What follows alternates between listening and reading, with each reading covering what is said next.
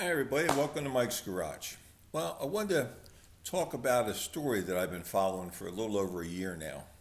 It came to my attention through a couple news reports that a treasure hunting group called Finders Keepers, it's a dad and his son, the Piranha family.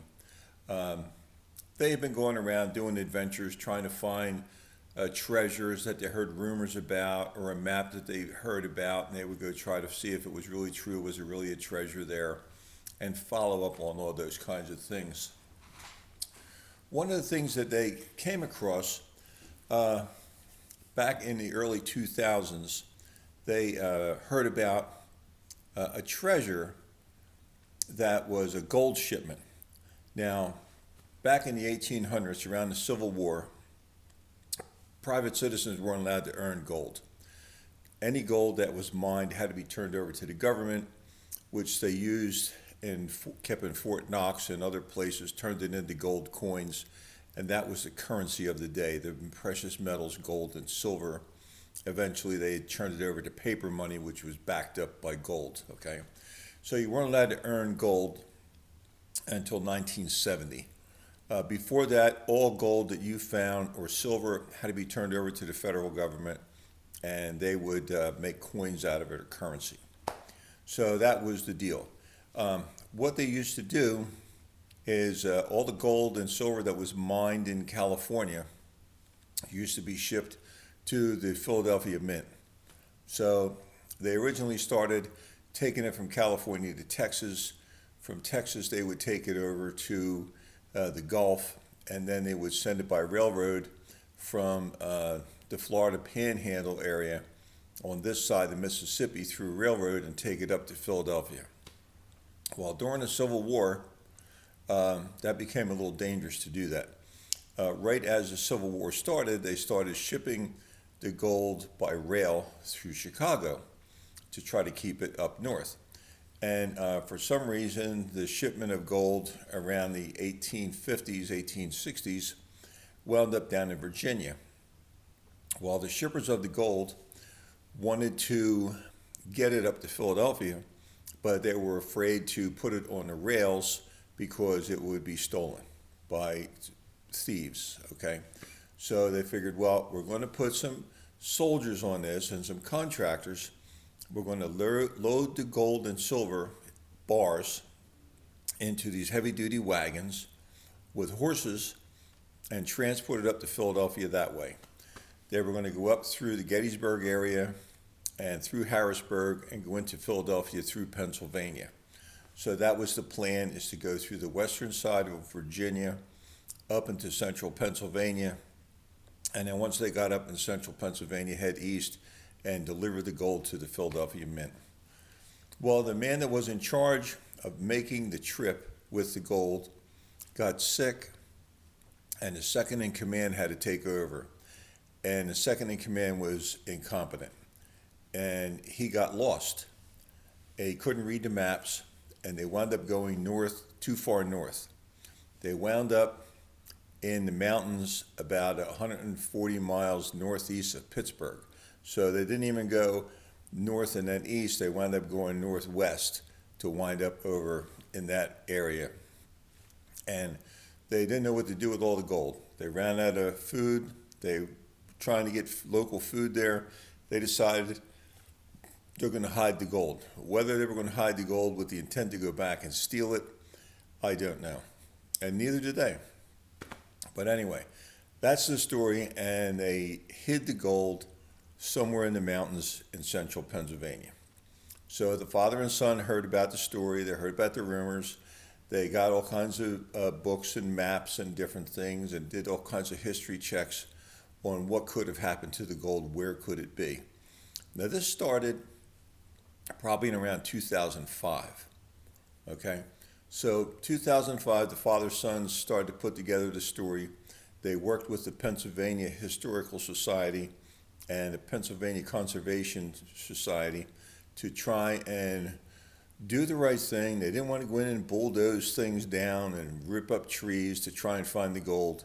They wanted to assure the state of Pennsylvania that they were going to go in and be environmentally conscious and not disturb everything, but they were just going to go in and look around.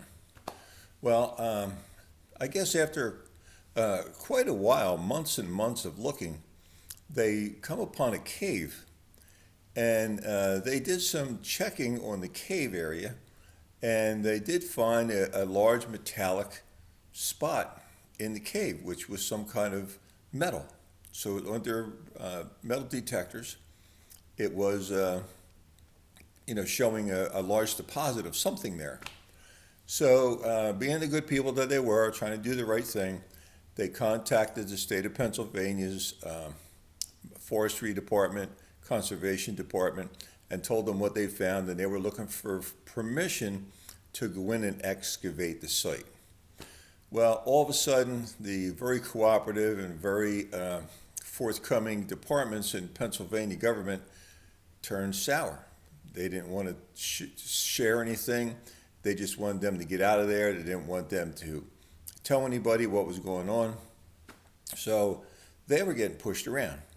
So they went to the FBI and they said, hey, look, we found the treasure, the lost treasure of the Confederate Army, the gold and silver that was being transported from California to Philadelphia. We found it, and it's in this area, and Pennsylvania won't let us go and get it. It has to come out of there. The FBI took over. So the FBI took over in 2005, 2006, and they went in, they excavated the site, they found something there with the treasure hunters or the contractors that they brought in, and they said they found a metallic spot that was about 9 tons worth of metal. So what they did is they got in all these other contractors that were brought in by the FBI. Now the father and son team and their men were not allowed in the site. They were not allowed to see what was going on. They kept them at arm's length. They weren't even allowed to see the trucks going up and down. They weren't allowed to have anything there that said, we're from Finders Keepers Treasure Hunting Group, we found this and all that.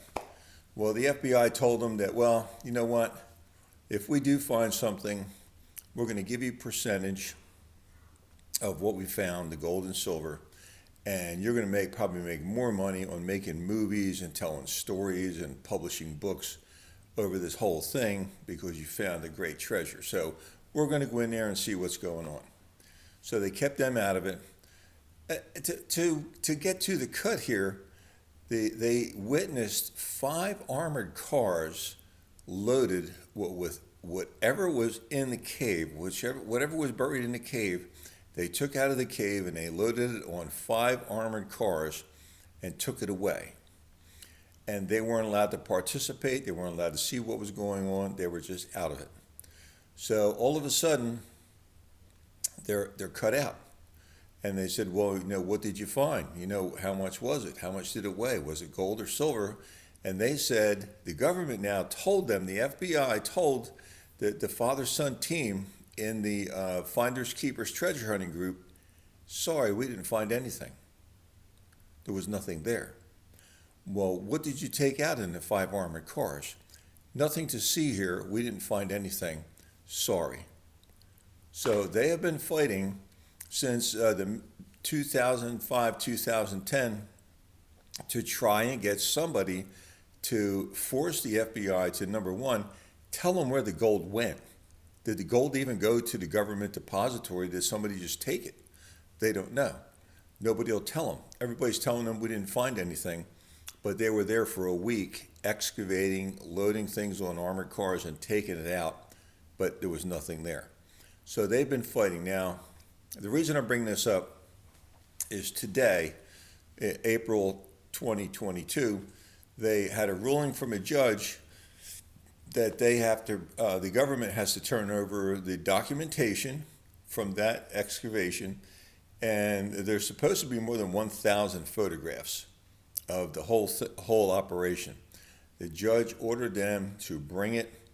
He wants to see it. He wants to hear what they have to say. So there's going to be a meeting between the government's lawyer, the lawyer for the Finders Keepers Treasure Hunting Group, and the judge are going to sit down and discuss what they found and where it is, what happened to it, if they did find anything. That's going to be the key part. If they keep denying we didn't find anything, the gold just disappeared. Somebody took $700 million worth of gold and silver bars out of the woods in Pennsylvania, out of a cave, and nobody knows where it is. That's happened before, okay? So not that the government would screw anybody over. I mean, we never heard of that. It's like unheard of. But anyway, this is what's going on. So the father was on the radio this morning saying that they have made slow progress. It's probably going to take 3 months, 4 months for the FBI to turn over the documentation and the photos. He's afraid everything's going to be redacted, or there's going to be security reasons why they can't find the photos, just like they say they never found any gold or silver. So that's the next step here in this episode, where this father and son team, who probably are due millions of dollars in finder's fees, plus they could have had movie deals, book deals, specials on TV. They could have been part of it and videotape what they found and be part of all the excitement. They're completely shut out of the whole thing. The FBI is denying it. Nothing to see here, just go away, is what they're being told. So my hat's off to the father and son team for persistence. It's really a shame that the government has to hide things from you like this. I'm assuming that they did find something and they're just not willing to tell anybody about it. So let's see what happens with that. Stay tuned. If I hear any more, I'll give you another update. But you check it out yourself. There's lots of other videos about it on YouTube. Finders Keepers treasure hunting, and it's about the Civil War gold shipment that was shipped from Virginia to Philadelphia, and it disappeared somewhere in Pennsylvania. I'm assuming that they found it. So I hope you enjoyed the story. Thanks for watching Mike's Garage. Could always use more subscribers. I'm trying to get to 1,000. Don't forget, help me out here. And be safe, everybody. Do something nice for a stranger. Bye now.